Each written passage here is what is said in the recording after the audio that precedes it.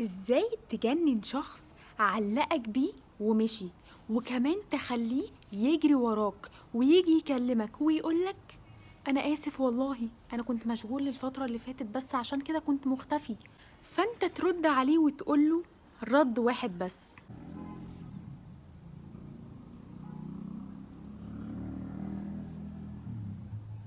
ايه ده، هو انت كنت مختفي؟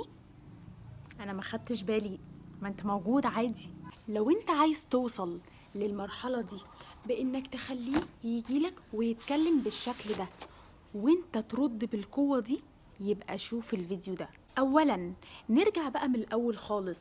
لما الشخص ده بيختفي هيبقى بيراقبك، فما ينفعش اولا يشوفك ضعيف، لازم يشوفك متماسك وقوي. انت عارف ليه الشخص لما بيختفي مش بيرجع يكلمك او يجري وراك، او بتفضل مستنيه ومش